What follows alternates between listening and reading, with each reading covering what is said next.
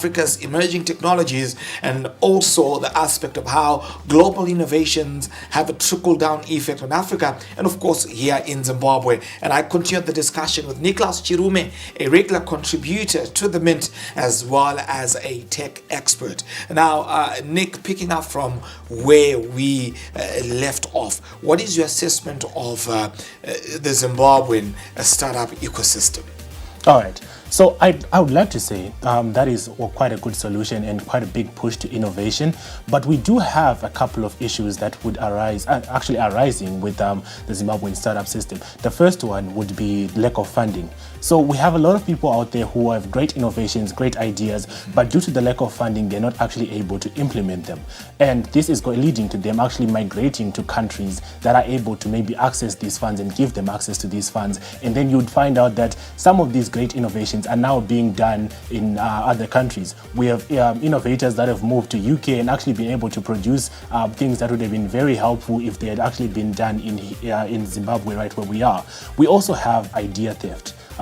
So this comes in the sense that when you're young and you're working on innovation, maybe you're 19, 20, you don't exactly know the right process maybe to bring out your idea, who to talk to, how to make sure that it's protected. So with that, we have people who actually take advantage of such young innovators and say, oh, fine, maybe I'll produce it for you, or I'll help you with this, and then they actually patent it for themselves. This is actually one of the largest problems that we're actually facing as young innovators in Zimbabwe. Right, and of course, relevant to that would be the aspect of ensuring that the interests of young people are protected.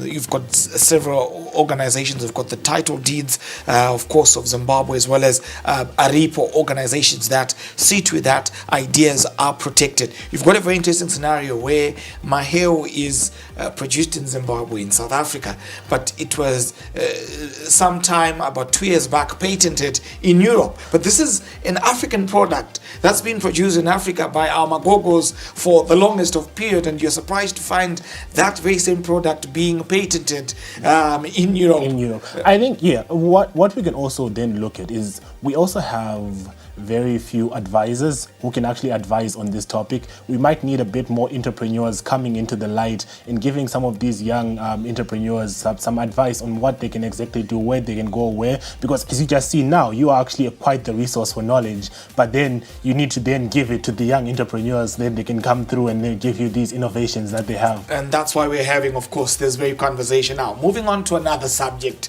Nick, what role is telemedicine playing in